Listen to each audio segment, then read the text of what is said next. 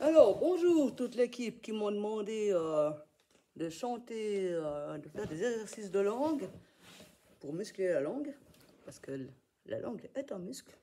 Ça a demandé à Valdez, il va tout vous sortir, les histoires sur les muscles striés, les muscles lisses, la totale, les non volontaires, les volontaires. Enfin bref, c'est notamment un muscle volontaire qui fait partie des muscles rouges, comme les biceps. Alors, vous faites par exemple, faites, vous entraînez à enrouler votre langue à l'intérieur de votre bouche. Vous essayez de tourner à l'intérieur de votre bouche.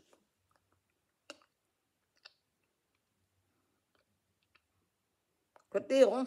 Enfin, voilà. Vous faites des petits trucs comme ça. Alors, on a l'air de bof, mais vous faites ça régulièrement et ça muscle votre langue. Voilà, il n'y a pas d'autre technique. Alors maintenant, il y a aussi la question de la projection de voix.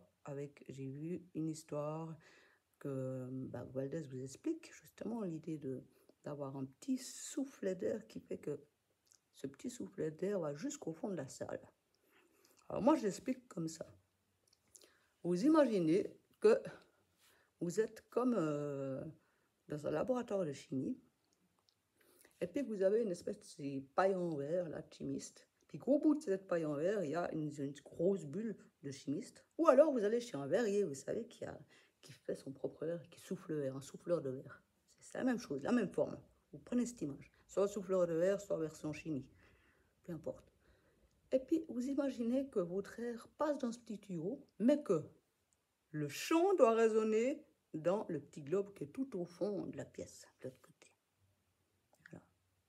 Et pour ça, effectivement, il faut avoir une bonne colonne d'air. Il faut être tout droit, assis autant que debout. Le mieux, c'est debout, oui, c'est vrai. Ceux qui chantent et jouent du piano, quand on fait ça, on est un peu désavantagé, oui, c'est vrai pour le chant.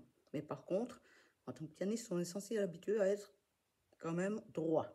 Donc, on n'est pas si désavantagé que ça au final. On s'en sort. Alors, je vais faire juste le prosterné, le chant qu'on avait entrepris là, ce week-end, une fois debout et une fois en étant au piano, justement assise. Et puis, comment faire pour les pianistes chanteurs, comment faire pour ne pas se piller, et puis quelle est la position assise? Bon, moi en plus, je n'ai pas la hauteur qui est réglée. Normalement, on devrait régler la hauteur dans le piano. Je vais vous expliquer comment. Je vais juste prendre la première note. Alors, maintenant, version chanteur pour les chanteurs debout. Les chanteurs debout, on reprend cette histoire de petit soufflet, de petite paille en verre, et tout au fond, il y a un globe de verre. L'idée, c'est d'aller chanter dans ce globe. Comment aller chanter dans ce globe? Ah ben de nouveau, je vais recommencer à dire ma phrase, c'est en s'appuyant sur les consonnes. Prosterné devant toi. Je m'appuie sur prosterné devant toi. Ça, c'est mon appui. C'est comme quand on veut sauter plus haut. Les basketteurs. Tous ceux qui jouent du basket pour faire un dunk, hein, ça s'appelle comme ça, je crois, au basket, qui veulent marquer, qu'est-ce qu'ils doivent faire avant de marquer? Ils plient les genoux afin de sauter. Ben, nous, c'est pareil. La consonne, c'est ça, c'est le pli du genou pour le chanteur. Qu'il soit assis ou qu'il soit debout. Hein. Vous appuyez vraiment que sur les consonnes et les voyelles pour les lâcher. Alors, au début, quand on est débutant, eh ben, des fois, on chante faux. Et c'est normal. C'est plus on s'entraîne, plus on chante juste. Mais avec la bonne technique.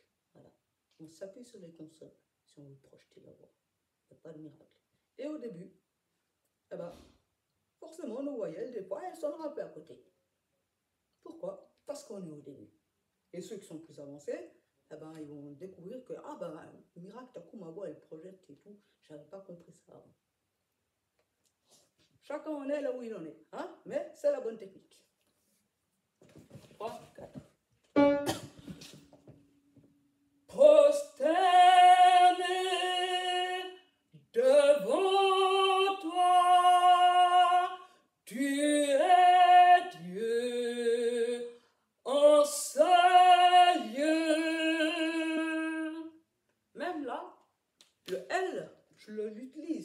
consonne. Le L est une consonne. Lieu. Et le reste, je laisse sonner. Je laisse sonner.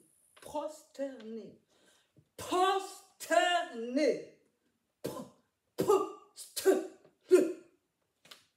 Et le reste, ça sort. Prosterné devant toi, tu es Dieu, enseigne. Hein? Maintenant, version pianiste, chanteur, pianiste-chanteur. Les pianistes chanteurs, on doit être assis sur notre tabouret, on doit avoir en fait les os du coccyx. Le mieux, c'est d'avoir les os du coccyx qui vraiment, on est à la limite de tomber. Vraiment. Puis on écarte les jambes. Alors, les jambes sont comme un canard, parce qu'il faut bien l'équilibre. Et puis, du coup, ça nous décale dans notre façon de jouer, parce que du coup, le dos du milieu n'est plus au milieu. Alors, faut s'y faire. Et quand on fait prosterné, en étant avec, vous voyez, voilà, j'ai glissé. La preuve que je suis juste, c'est qu'en fait, notre os iliaque, là, la petite pointe de nos fesses, il faut qu'elle soit vraiment sur le bord du siège. Mais vraiment, comme vous avez des petits gestes, donc voilà, je suis tombée. Il ne faut pas tomber quand même, parce que c'est pas très confortable. Vous restez sur ce petit point. Et en fait, du coup, vous avez le dos droit. Et à part ça, cette tenue-là, c'est la tenue normale du pianiste, sauf que normalement, on est plus en arrière dans le siège. Hein. Ça, c'est une tenue normale, et avec les mains comme ça. Là, moi, mon piano est trop bas. Vous voyez? Ça se voit tout de suite. Je devrais avoir des touches qu'ici. C'est pas le cas. Parce que là, je suis à l'angle droit. Je suis juste, là aussi. Là, je suis plate. Donc, je devrais avoir le piano là. Et non. C'est parce que je ne peux pas régler mon siège. Alors, des fois, un petit peu, ça va. Mais si vraiment vous avez des grosses différences, j'ai déjà vu certains, d'ailleurs, je vous ai conseillé, régler au maximum en mettant des coussins, des trucs et tout. Essayez vraiment d'avoir cette position si vous jouez régulièrement. D'accord? Voilà. Alors, on fait prosterner, mais version pianiste-chanteur, avec la pointe des os iliaques, comme ça. Ce qui fait que notre colonne d'air est la même que si on était debout. Par exemple, pour les chanteurs-pianistes, vous sentirez automatiquement dans votre corps la position du chanteur. Et pour le pianiste, normalement, il devrait sentir sa position naturelle du piano. Et puis, il sentira naturellement qu'en fait, sa colonne d'air est libre et piquée. Il est libre de chanter en plus de pouvoir jouer.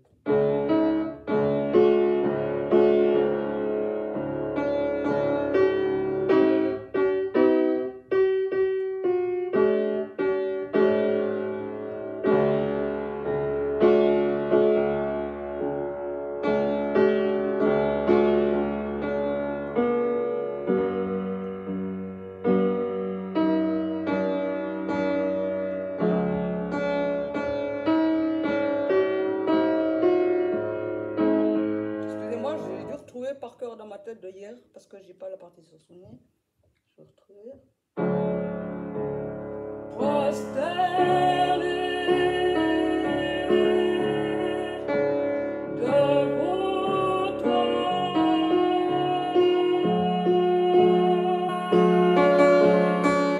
nous confessons,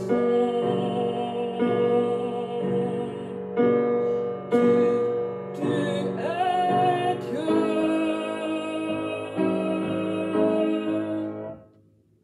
Alors j'espère que vous avez écouté ma voix et pas mes paroles, parce que là je m'en souvenais plus par cœur. Hein? Mais le principe, c'est-à-dire que nous sommes bien comme ça, en position ouverte, comme les chanteurs, nous mettons l'habit du chanteur, quand on dit l'habit. Ça j'ai déjà expliqué à l'équipe de chant, le module de chant, ils connaissent on met l'habit comme la chemise du médecin ou du chirurgien. Hop, on habille. Et puis on y va.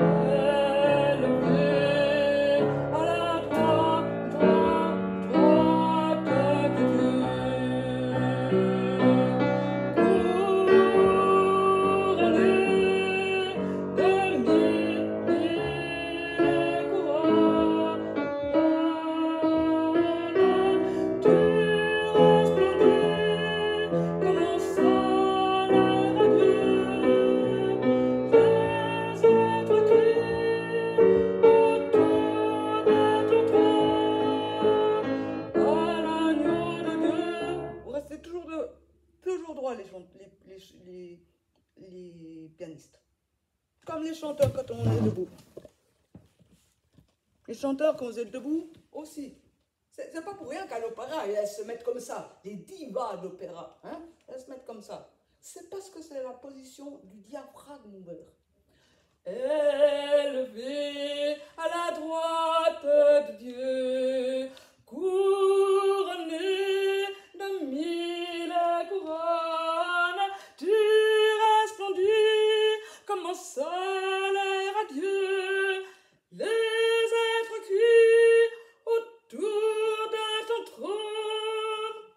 Là aussi, je m'appuie sur les consonnes. Voilà. Vous voulez que je vous fasse un coup de grimace? Allez, pour le plaisir, un coup de grimace de langue, parce que c'est très important la langue. Et puis aussi une chose qu'on n'a encore jamais parlé, qu'on va aborder très rapidement, ça va être comment apprendre à chanter doucement. Et ça, c'est encore plus dur que de chanter fort. Alors, grimace de langue, j'y vais. Vous faites des cigares. Vous faites le cigare à l'intérieur de la bouche et vous essayez de tourner le cigare.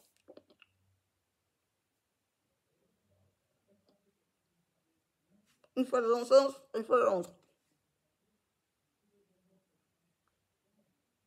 Vous donnez des coups de langue, vous enroulez la langue comme ça, et plouf, on la sortir.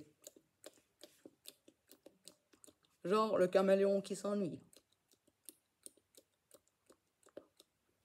Pour tous les parents, vous embêtez vos enfants comme ça, ceux de 2-3 ans. Donc, enfin, voilà. En fait, c'est ça les exercices de langue. Et effectivement, la langue, c'est extrêmement important pour le chanteur parce qu'on l'utilise tout le temps, en permanence. C'est vrai. Voilà, voilà. Allez, bon travail l'équipe.